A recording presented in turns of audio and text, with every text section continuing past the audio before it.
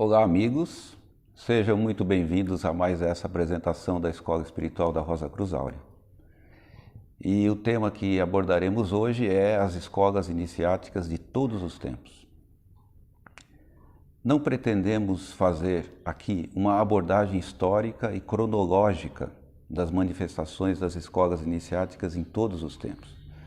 Até porque, dessa forma, esta apresentação ficaria cansativa e improdutiva. O que pretendemos fazer hoje é trazer os aspectos comuns dessas manifestações para o presente vivente, trazendo uma contribuição mais útil e prática para o amigo buscador da verdade e que trilha um caminho espiritual.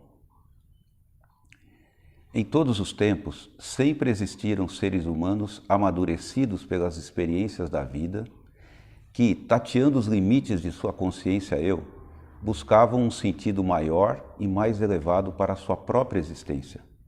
Buscavam respostas para as perguntas fundamentais da vida e que não as encontravam na religião natural.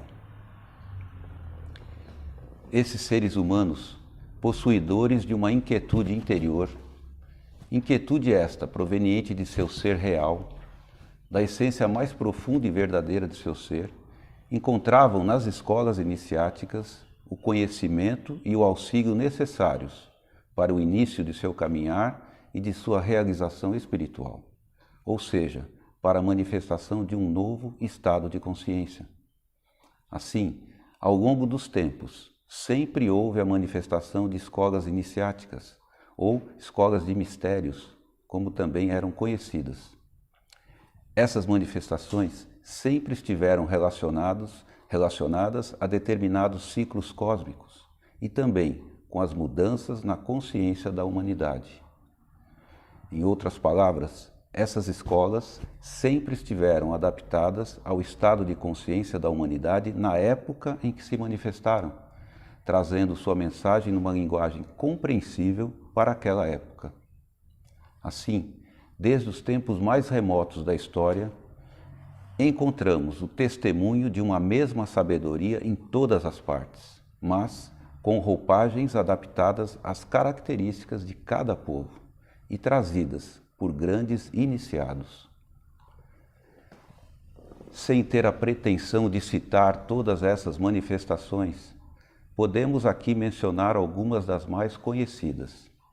Por exemplo, na Índia, através de Krishna e posteriormente de Buda. Na antiga Pérsia, através de Zaratustra e depois Mani. Na China, através de Lao Tse. No Egito, através dos textos atribuídos a Hermes Trismegisto. Na Grécia, através de Pitágoras, Sócrates e Platão. E na Palestina, através de Jesus Cristo. Esses homens especiais representaram e ainda representam para nós protótipos de uma realização espiritual, de uma consciência diferente da consciência habitual, pois neles o princípio universal, o ser real, o núcleo do absoluto em si mesmo estava plenamente aberto e manifesto.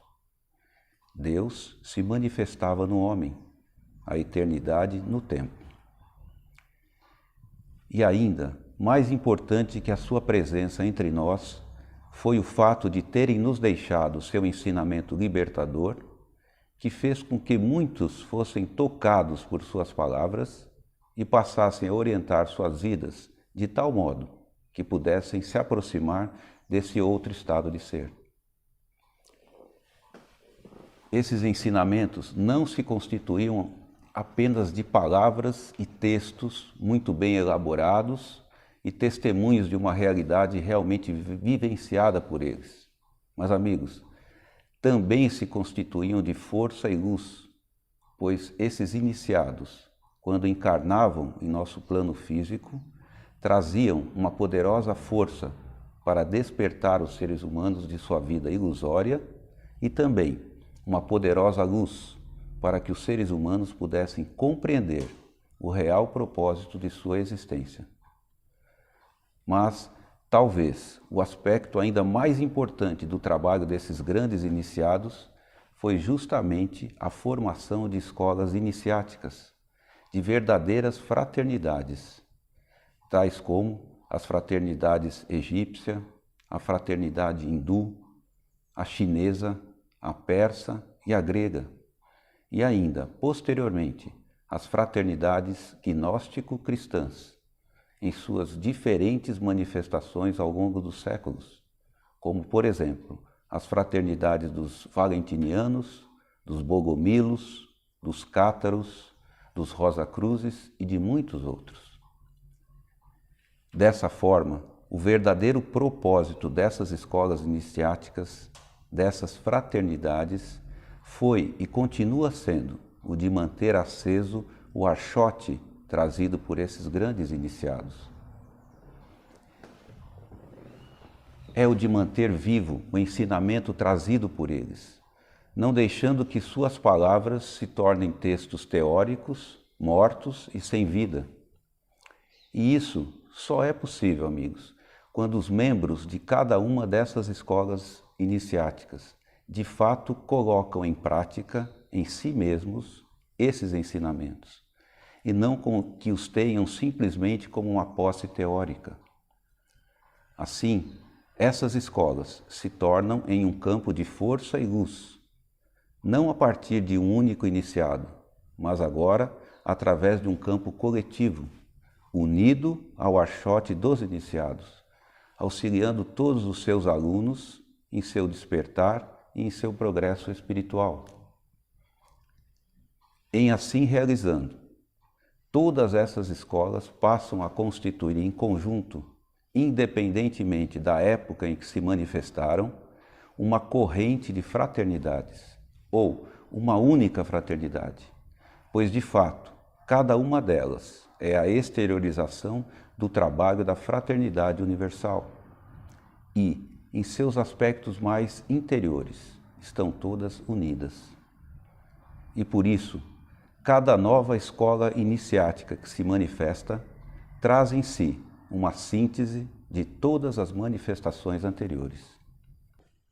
Podemos comparar uma escola iniciática com uma escada onde em cada degrau a consciência do buscador, a consciência do aspirante vai se elevando de um aspecto mais terreno para um aspecto mais transcendente, mais universal, mais divino.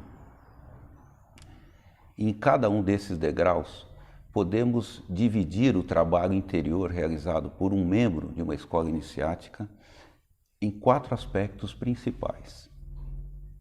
O primeiro, o conhecimento do ensinamento universal disponível em sua época. O segundo aspecto, o autoconhecimento.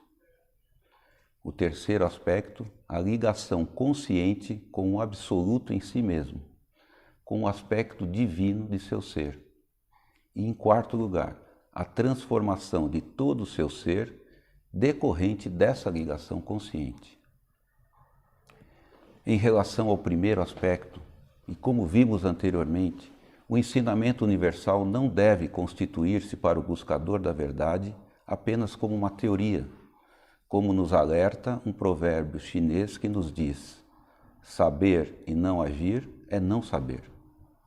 Mas conhecer esse ensinamento torna-se um fator inspirador e de reflexão sobre nossa realidade de vida. É um ensinamento que, embora ainda não sendo uma posse nossa, toca-nos no mais profundo de nosso ser, fazendo-nos questionar aspectos relevantes de nossa existência. E hoje em dia, temos a incrível facilidade de, a um simples clique, termos acesso a grande parte desse ensinamento.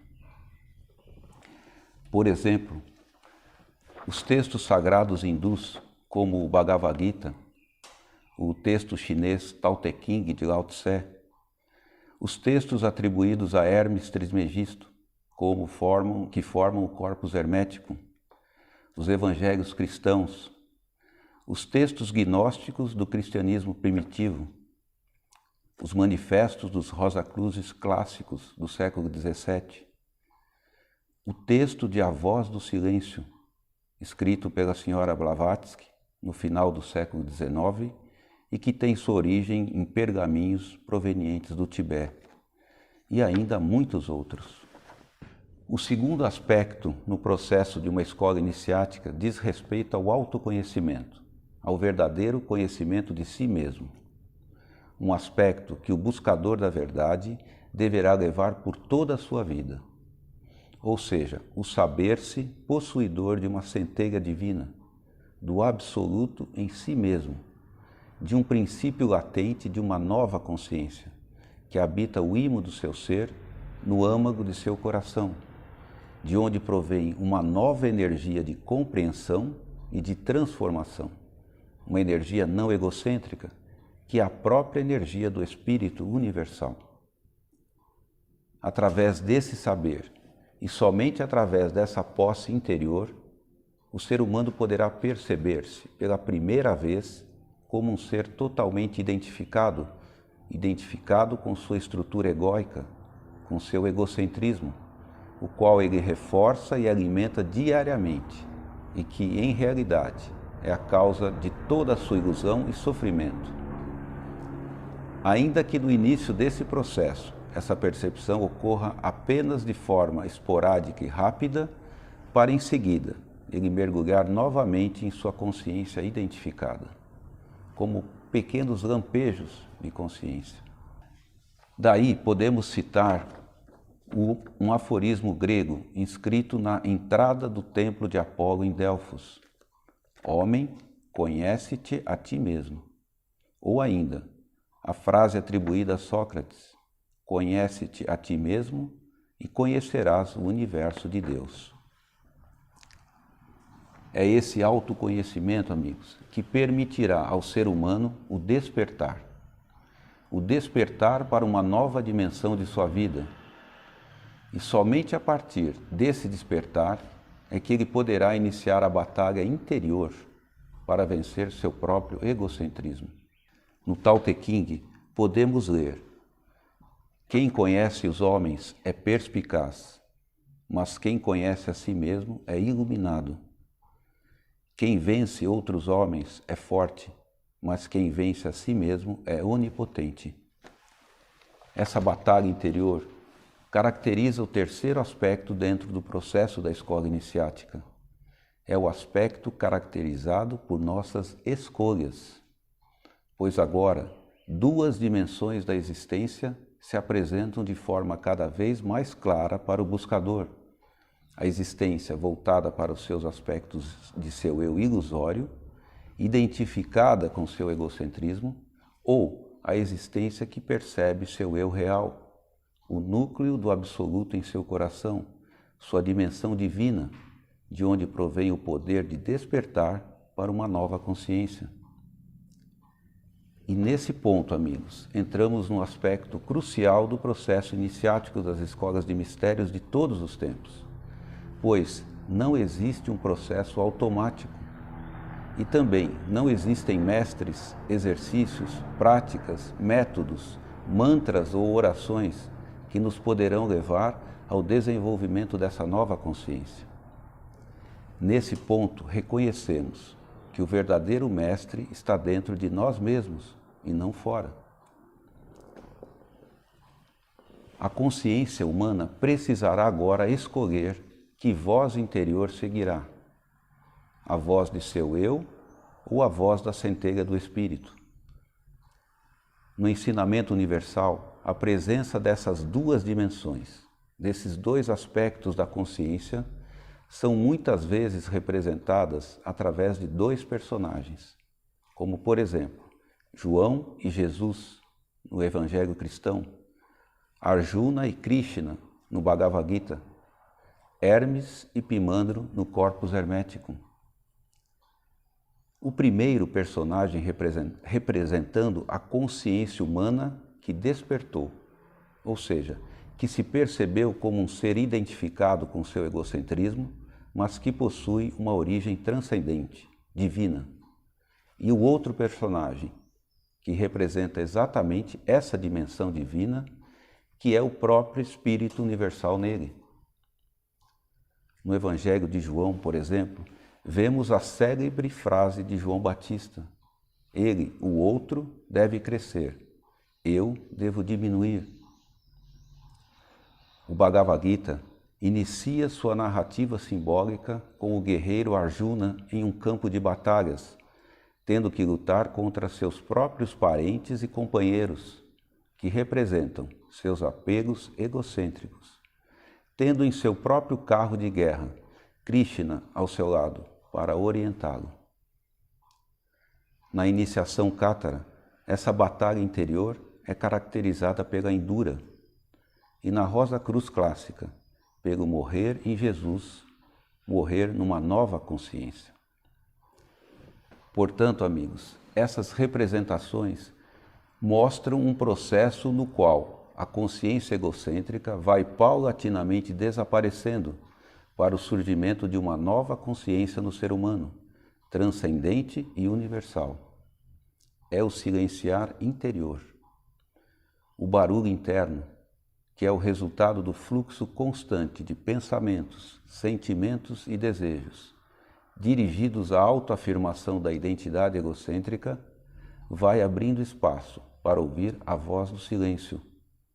É a transformação gradual do ser humano a partir da e na força do Espírito. Assim, a mensagem que as escolas iniciáticas de todos os tempos nos trouxeram e continuam nos trazendo na atualidade é de que cada ser humano, em sua essência mais profunda, existe um princípio de uma nova consciência, como um embrião de um novo estado de ser que precisa ser despertado e desenvolvido. E nesse aspecto reside o verdadeiro conhecimento de si mesmo, ou o verdadeiro autoconhecimento, que é saber-se possuidor dessa essência, desse princípio uno, de onde provém uma nova energia de consciência e de transformação. Hoje, em plena era de Aquários, o grande propósito de uma escola de mistérios é fazer crer ao ser humano amadurecido que seu verdadeiro mestre não se encontra fora dele, seja através de uma pessoa ou mesmo de um ensinamento exterior, mas sim dentro de si mesmo, como uma fonte potencial de força e luz, capaz de transformar seu estado de consciência, pois essa fonte, esse núcleo do absoluto em si mesmo, está ligada ao arquétipo universal de toda a criação, contribuindo assim no grande esforço empreendido pela fraternidade universal, a libertação de todos os seres humanos. A nova consciência não pode ser estudada, nem compreendida com leituras e conversas. Ela só pode ser vivenciada. Encontrar uma escola iniciática é somente o começo de um longo caminho. É importante, sem dúvida, mas é só o primeiro passo. Assim, amigos, chegamos agora ao fim de nossa apresentação de hoje e gostaríamos de finalizar com um trecho do Tao Te Ching de Lao Tse.